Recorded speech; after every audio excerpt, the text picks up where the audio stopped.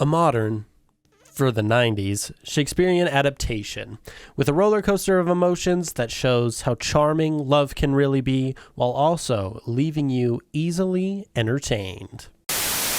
Welcome to Easily Entertained, a show dedicated to appreciating all the best parts of entertainment. My name's Bryson Olson, and I'm a filmmaker and a lover of all forms of storytelling. Here I will bring you along as we critique and analyze stories with a more positive take on why we enjoy them, and bring a new appreciation to the world of entertainment.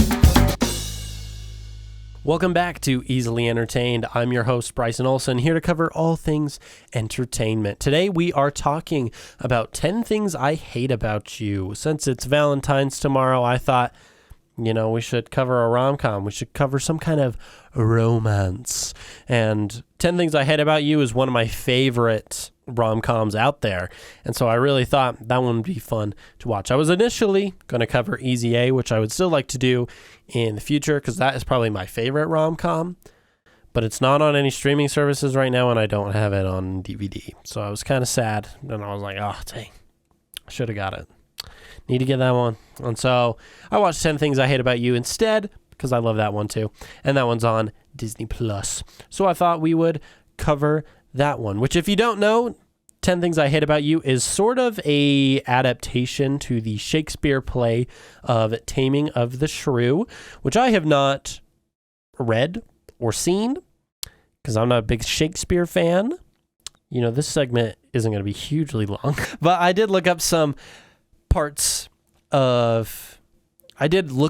some sources on how Taming of the Shrew and 10 Things I Hate About You kind of coalesce, just because it kind of makes sense. A lot of the story is very Shakespearean, so I kind of did a bit of research just so I wouldn't just sound like I'm BSing everything, even though I usually am, because it's just my thoughts. That's how this show is me BSing. But I thought, at least for this little portion, that I should have some actual facts on how things correlate. So, yeah. So, Taming of the Shrew, it's a very similar concept where a guy in 10 Things I Hate, we're going to use 10 Things I Hate About You, Cameron, he really wants to date this girl, Bianca, but she is not allowed to date unless her older sister, Katerina, dates. And this is so close to the Taming of the Shrew that the names are almost exactly the same. Bianca is Bianca in Taming of the Shrew.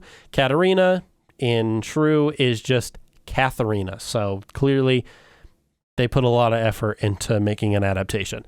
But I do kind of like that. It highlights a lot of nods to the original source material while also still making it its own thing and letting people kind of understand where everything fits and still telling it in a more modern story. You're not going to do like Patrick in 10 Things I Hate About You. I believe in Taming of the Shrew is named like Petruchio or something, some weird Shakespearean name, which I don't really like.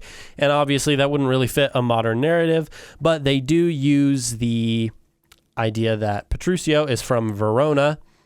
And so they make Verona Patrick's last name to kind of give some nods at that, but still kind of have their own story. So it's more of a use the basic plot line while also adapting to their own story. And I do kind of like that. So essentially, Bianca, she can't date unless her older sister dates. And so Cameron, along with his friend, they try to get this planned. Okay, let's get someone to date Kat so that I can go out with Bianca. Because that's our father's rule, is that they need to both be dating. And if the older sister doesn't date, guess what? The younger sister can't date. And in the movie, they kind of use this as like a almost a fear tactic, just because Kat doesn't really want to date people. She's like, people suck, so let's leave them alone. So let's just not do that. And, valid, because we see in the dating life nowadays, it's not a great time. But they make up this plan to be like, okay, let's hire someone to date Kat so that I can go out with Bianca. And Bianca basically is like the girl that everyone wants in the high school. And so she kind of wants to go out with his hot rod, as the dad refers to him as, Joey, who's a prick. He's not a good guy. He only wants Bianca to sleep with her.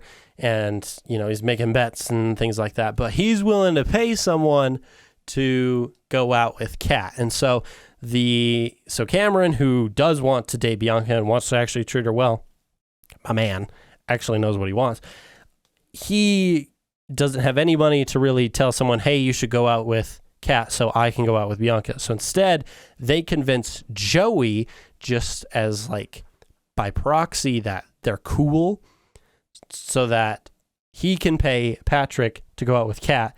And while Joey's kind of distracted by other things, Cameron can go out with Bianca. And this kind of backfires a little bit later, but, it all works out in the end. And in Taming of the Shrew, it's a very similar concept. Someone wants to court Bianca, but her older sister has to get married before that can happen. Kind of weird that has to be the case, but I don't know. Maybe things were different in Shakespeare's time. I don't really know, nor do I particularly care. I know Shakespeare is great for all of modern literature, and, so many things are kind of based around him, but I don't really care for Shakespeare stuff. It's not really my thing. I just don't find it very entertaining half the time. And so, I know, we're uneasily entertained, and I don't really like something. Citizen Kane. I didn't like that either, and, that's just me. But I do think modern versions using Shakespeare end up being a lot better. Except Romeo and Juliet, you will never convince me that a Romeo and Juliet story is going to be very good. They both die, and that's the dumbest thing ever. Why die for each other when you can live for each other?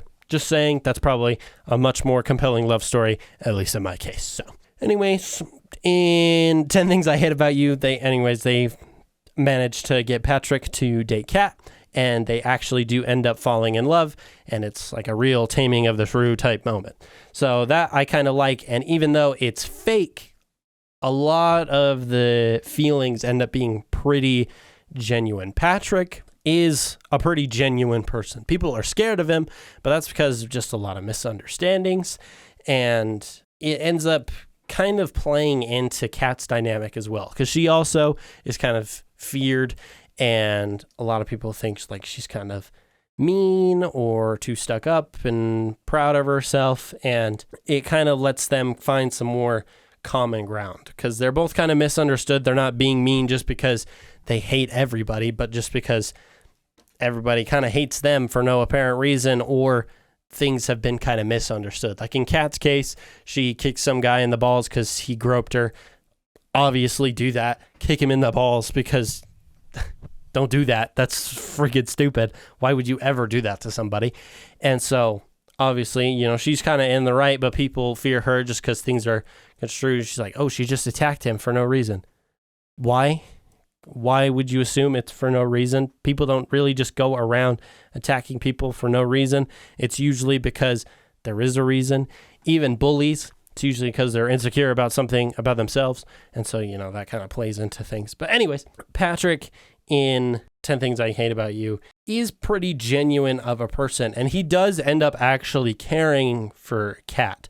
And he does feel kind of bad eventually that he is taking Joey's money. He's like, hey, I don't really want to do this anymore. I don't think it's right to be paid to go out with her, because she seems like a great person. I don't want to take advantage of that. And that's kind of wrong. But, Joey offers up a lot of money, and it's kind of hard to pass up a lot of money.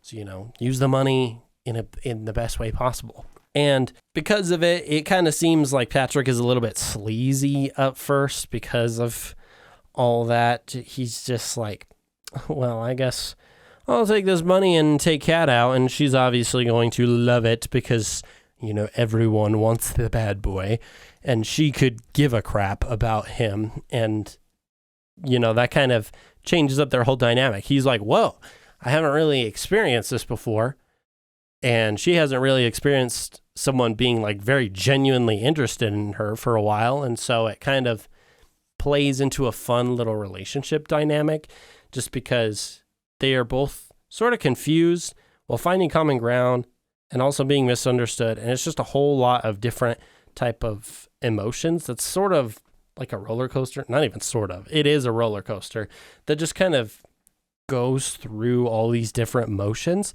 Like, she starts to question his motives, and he's like, why would you do that? Like, what kind of personal gain would I have in lying to you for this?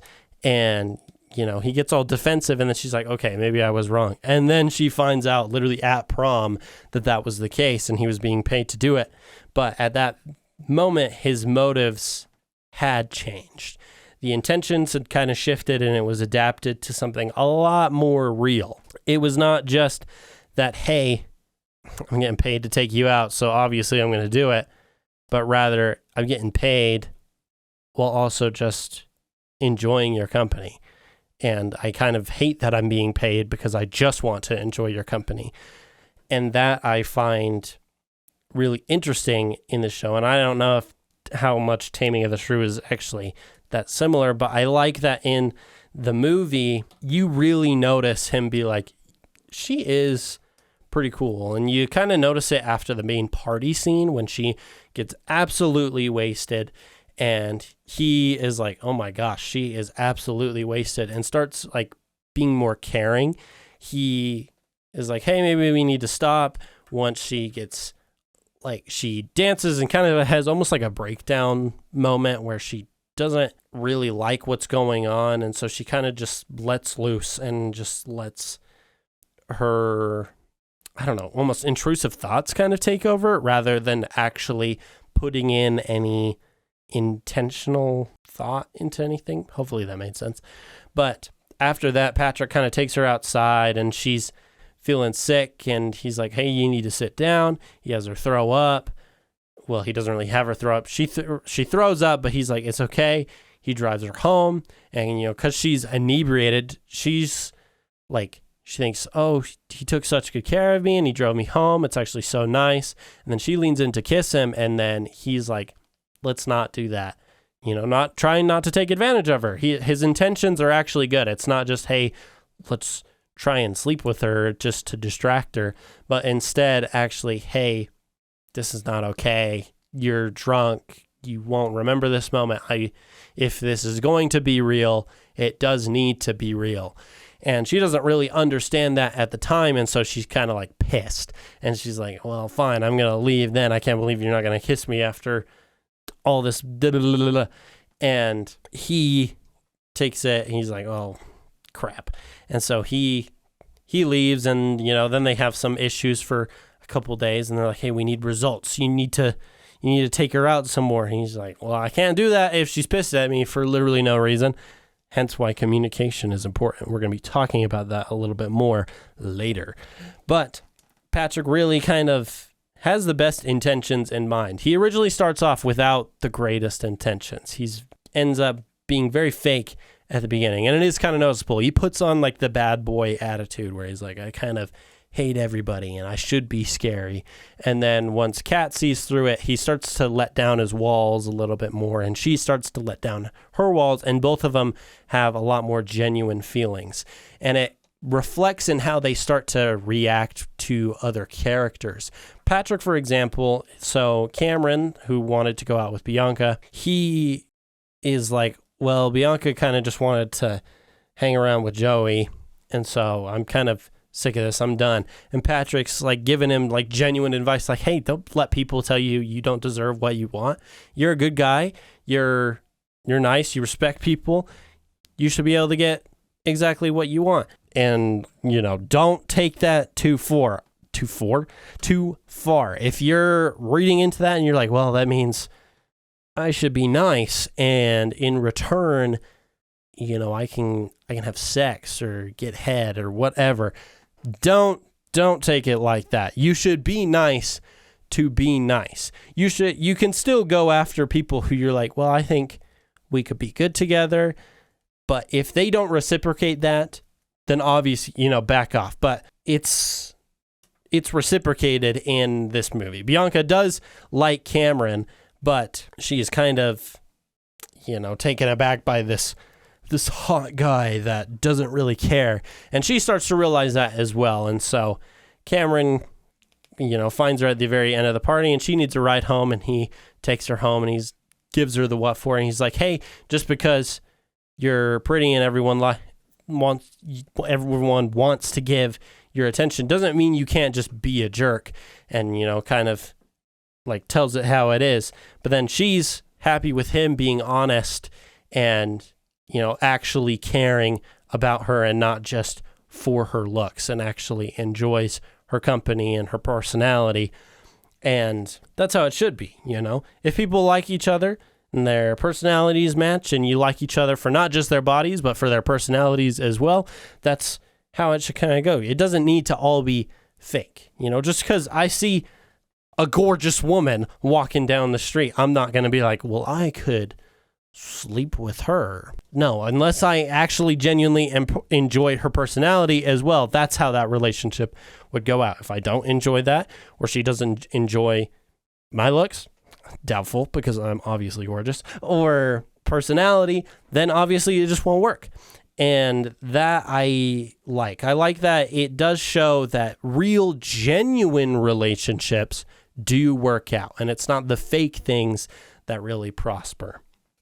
And it shows that people do deserve love. And that's something that I think is probably the main message of this movie, is that people do deserve love. And a lot of love comes from communicating. And people are going to get so mad at me maybe, or just like not really understand it. But communicating with love is hard work. And it is a lot. There's a lot to have to understand, you have to mature, you have to be able to talk about your feelings, and that's hard for a lot of people. But to have a real, genuine relationship, that is what happens, is communication. Take it from the communication major, it's a big part of any kind of relationship. You need to have communication. And in this movie, I think they really emphasize how communication kind of affects all these people, because especially in the situation of Kat and Patrick, you see a lot of miscommunication. There are things that are left out. No one knows the whole picture, only bits and pieces. It's really only Cameron that kind of gets the whole picture of, hey, we were paying him to take you out, but then he does kind of fall in love with you and actually enjoy your company. It is not because he just wants to sleep with you or whatever. It's actual genuine relationships, and communication allows you to see the whole picture and not just those bits and pieces. And this movie does emphasize that a lot. Like, Cameron wants to be loved by Bianca. Bianca initially wants to love Joey, but she wants to be truly loved by Joey, and she learns that she is truly loved by Cameron, and that's why she starts to fall for him a lot more, is because he shows actual genuine love, and that's because he communicates that to her. Kat was betrayed long ago, and kind of wants to trust people, but she pushes them out. She sets them out in fear of being hurt again, and her communication style is very reserved. And Patrick is sort of in a similar manner. He's very misunderstood, he's isolated, and he respects people for who they are and doesn't really look to take advantage of them, but he doesn't allow himself to be very vulnerable because he could be taken advantage of in that similar manner. And those communication styles of Kat and Patrick are very similar, but that also causes a lot of conflict because they are not able to give each other the full picture like Bianca and Cameron do. We basically, about halfway, 3/4 of the way into the movie, Bianca and Cameron are basically together, because Bianca realizes that Cameron likes her. She realizes she likes him back, and they're basically dating essentially and want to do like prom and go on actual dates together.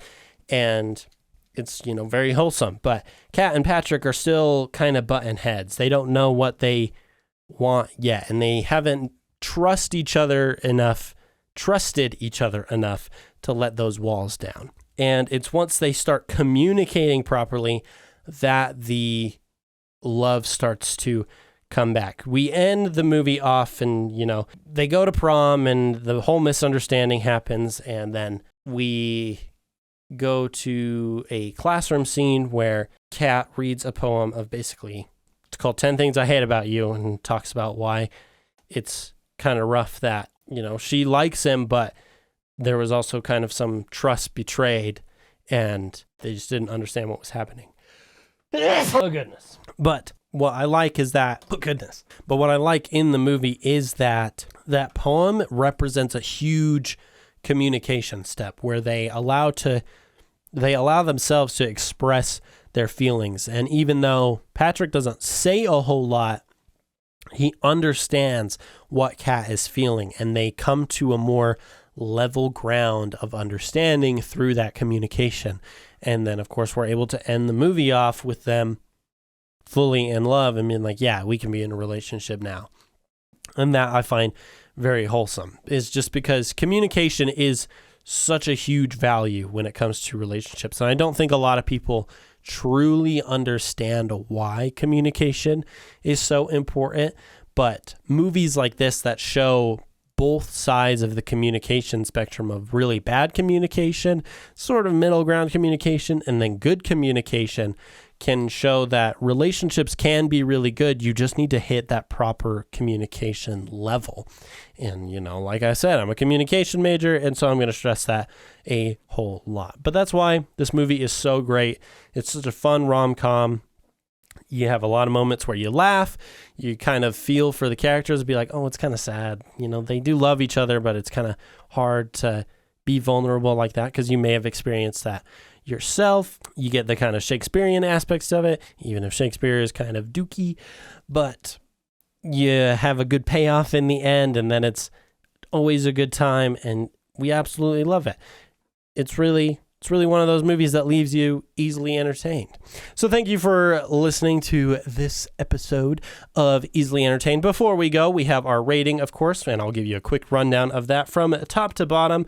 Our rating system, because we enjoy virtually everything here, our rating system goes all day, every day, which is pretty self-explanatory. You can watch it all the time. You have your go-tos, your quotables, your right moods, once is fine, and then garbage. Garbage, don't ever watch it. I've seen it. You don't need to see it.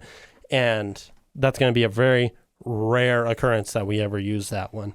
And I would put 10 Things I Hate About You probably at a go-to.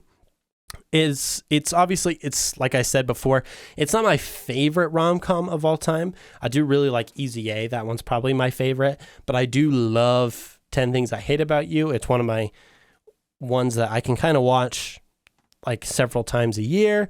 And if people are suggesting a rom-com or they're like, that's kind of the mood I'm in, I'll be like, wonderful, let's watch 10 Things I Hate About You. It's very doubtful that I will not enjoy that movie, but it's not one that I could probably watch all the time. And that could just be because it's older. It's from the 90s. And I feel that way about quite a bit of older movies. And so, that's just me. But I would put 10 Things I Hate About You at a go-to. And of course, we got our question of the week. And I kind of already answered this one, so we can kind of speed through it. But to kind of get you involved in the discussion, either comment on YouTube, respond to the Q&A on Spotify, comment on Instagram, wherever. Just let us know. For this question of the week, it is, what is your favorite rom-com? Like I said, mine was Easy A. I love that one. And I also love Emma Stone. She's a queen. If we could get her on the podcast, that would be amazing one day. That'd be the dream. It's going to happen. It's recorded. We'll make it happen. Or maybe it will never happen now. So guess we'll find out. But anyways, let us know, what is your favorite rom-com? And with that, thank you for listening to this week's episode. We will see you next week. Be sure to follow us on YouTube, Spotify, wherever you're listening and or watching. And also check out our social media on Instagram, TikTok, Twitter, or X, whatever the heck it's called now, so that you can stay up to date on all things entertainment. And of course, we'll see you next time. Bye. You have been entertained.